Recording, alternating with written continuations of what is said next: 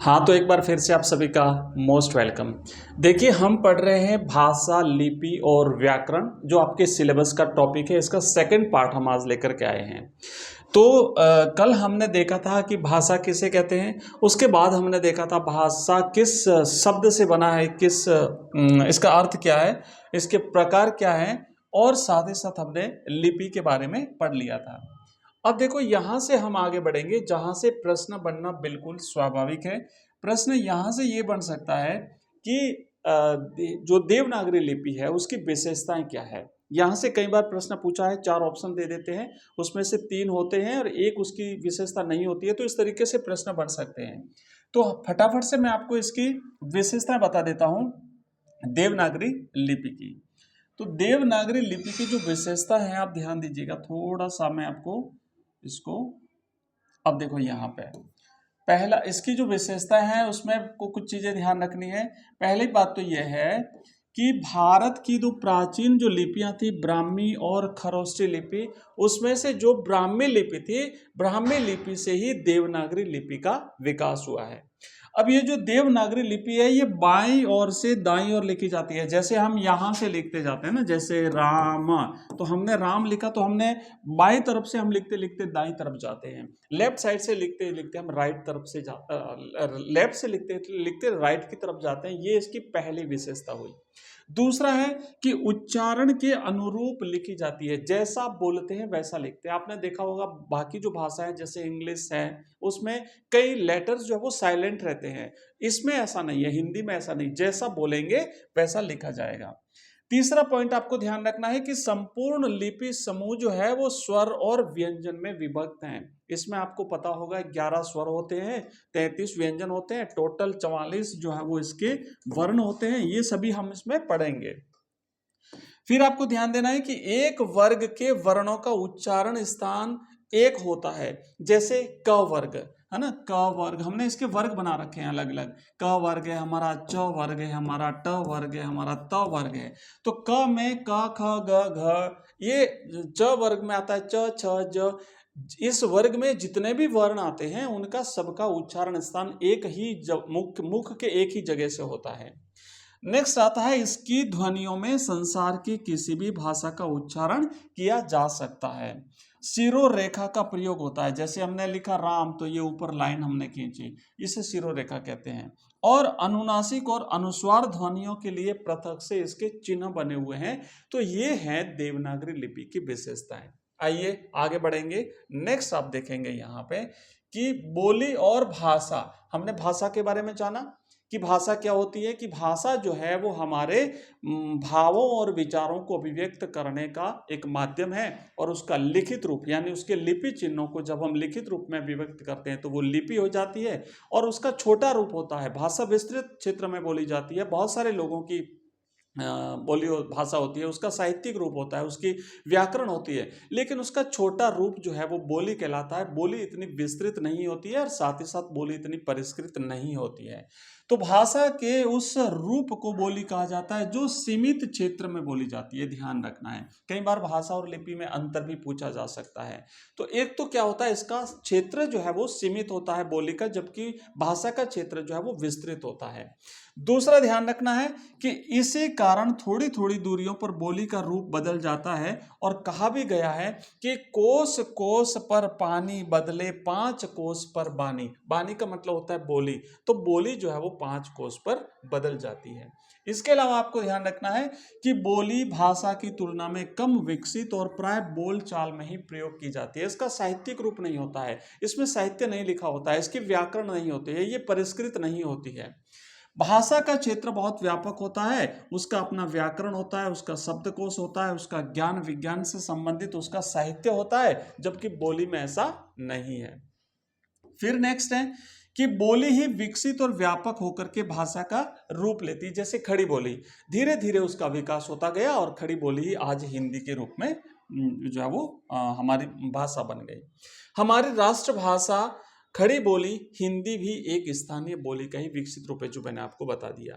तो ये तो हो गया देखो आपका कि हमने भाषा देख लिया, हमने बोली देख लिया, हमने लिपि देख लिया। अब हम आगे बढ़ेंगे और मैं एग्जाम के बिल्कुल दृष्टिकोण से, एग्जाम को ध्यान में रखते हुए, जो एग्जाम के लिए मोस्ट इंपोर्टेंट है वही सारी चीजें मैं आपको बता रहा हूं। अब हम देखेंगे हिंदी भाषा का स्वरूप। तो हिंदी भाषा के स्वरूप को बिल्कुल संक्षिप्त में और अच्छी तरह से हम जान लेते हैं। यहां से भी एक प्रश्न बनने की संभावना है। हिंदी शब्द केवल खड़ी बोली हिंदी का ही संज्ञान नहीं लिया जाता, उसके अंतर्गत उसकी सभी बोलियां भी आ जाती है। सबसे पहले तो इसको हम 5 उपवर्गों में विभाजित करते हैं और इन 5 उपवर्गों में मिलाकर के इसकी जो बोलियां हैं वो टोटल 18 होती हैं। तो ध्यान देना है कि हिंदी भाषा में केवल हम खड़ी बोली को ही शामिल नहीं करते हैं, इसमें कुल जो है वो 18 बोलियों को शामिल किया जाता है हिंदी भाषा में। और इन 18 बोलियों को हमने अलग अलग उपवर्गों में विभाजित किया हुआ है। इसे हम 5 उपवर्गों में रखते हैं, जिसमें पूर्वी हिंदी, पश्चिमी हिंदी, राजस्थानी और पहाड़ी हिंदी और बिहारी हिंदी, इन 5 वर्गों में हमने इसे विभाजित कर रखा है। जल्दी से आप लोग देख लेंगे कि जो पूर्वी हिंदी है इसमें आता है अवधी बघेली और छत्तीसगढ़ी। पश्चिमी हिंदी में आता है खड़ी बोली, हरियाणवी, ब्रिज, बुंदेली, कन्नौजी। पहाड़ी हिंदी में आता है गढ़वाली, कुमाऊनी, मंडियाली और बिहारी में आता है मगही, मैथिली, भोजपुरी। उसके बाद राजस्थानी जो है, तो राजस्थानी में हमारे मारवाड़ी, मेवाड़ी, ढूंढाड़ी, हाड़ौती, बागड़ी, ये भाषाएं जो है वो इसमें आती हैं।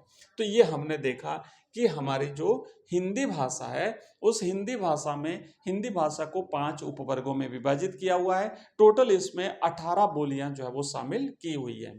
भाषा की इकाइयों को हम जल्दी से देख लेते हैं। भाषा की विभिन्न इकाइयां हैं, जिसमें सबसे पहले आता है ध्वनि। यहां से प्रश्न बनता है कि भाषा की इकाइयां कितनी हैं, या फिर 4 ऑप्शन मिलेंगे, उसमें से 3 भाषा की इकाइयां होगी, एक दूसरी होगी, भाषा की इकाई नहीं होगी, तो वो आपको पहचानना पड़ेगा।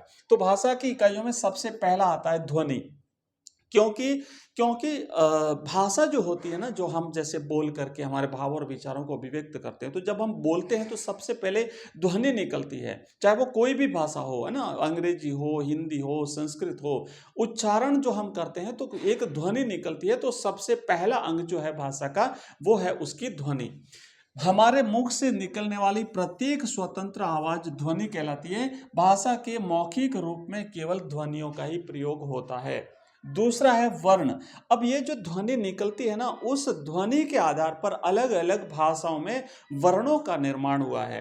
तो भाषा की मूल ध्वनियों के जो लिखित चिन्ह है, उसी को ही हम वर्ण कहते हैं, उसको वर्ण कहते हैं। ये भाषा की सबसे छोटी इकाई होता है। ध्यान रखना, यहां से भी प्रश्न आता है कि भाषा की सबसे छोटी इकाई क्या है। तो भाषा की सबसे छोटी इकाई है वर्ण, क्योंकि अब इसके टुकड़े नहीं किए जा सकते। और जैसे क और अ मिलकर के बना क, है ना, इस तरीके से च, ट, तो ये वर्ण हो गए। मुख से उच्चरित स्वर व्यंजन युक्त ध्वनियों का लिखित रूप ही वर्ण कहलाता है। अब वर्ण को हम 2 भागों में विभाजित करते हैं, एक होता है स्वर और दूसरा होता है वर्ण। बिल्कुल ध्यान से समझना है, सारी चीजें हम एक्सप्लेन करेंगे आपको। वर्ण के बाद में फिर क्या होता है कि वर्णों का जो सार्थक समूह होता है वो शब्द कहलाता है। तो वर्ण के बाद फिर आता है शब्द। शब्द क्या है कि वर्णों के सार्थक समूह को शब्द कहते हैं। जैसे एक वर्ण हो गया क, एक वर्ण हो गया म, एक वर्ण हो गया ल, तीनों को जब हम जोड़ते हैं तो एक सार्थक शब्द बनता है कमल। तो ये एक हमारा क्या हो गया बच्चों, ये शब्द हो गया। और शब्द के बाद फिर चौथा जो इसका अंग है, वो है इसका जो पद है भाषा का, वो है पद। मतलब वाक्य में प्रयुक्त शब्द के व्यवहारिक रूप अथवा विभक्ति युक्त शब्द को हम पद कहते हैं। जैसे राम ने रावण को, तो ये राम ने एक पद हो गया। और फिर आता है वाक्य। शब्दों के मेल से जब एक पूर्ण विचार प्रकट होता है तो वो शब्द समूह जो है वो क्या कहलाता है, वो वाक्य कहलाता है। तो ये हमने पढ़ लिए भाषा के, क्या पढ़ लिए हमने भाषा की इकाइयां पढ़ ली, या हम इसे भाषा के अंग भी कह सकते हैं। तो भाषा की इकाइयां या भाषा के अंग की अगर हम बात करें, संक्षिप्त में बता देता हूं आपको। सबसे पहले आएगा ध्वनि, ध्वनि के बाद फिर आएगा वर्ण, वर्ण के बाद फिर आएगा शब्द, शब्द के बाद फिर आएगा पद, और पद के बाद फिर आएगा वाक्य। अब हम देखो आगे बढ़ते हैं और जल्दी से आप यहाँ पे देखेंगे कि इसकी जो व्याकरण है ना, व्याकरण पे चलते हैं हम। व्याकरण वाला पॉइंट देख लेते हैं, या फिर हम एक काम करते हैं कि जो नेक्स्ट हमारा पार्ट होगा उसमें हम व्याकरण वाला भाग देखेंगे।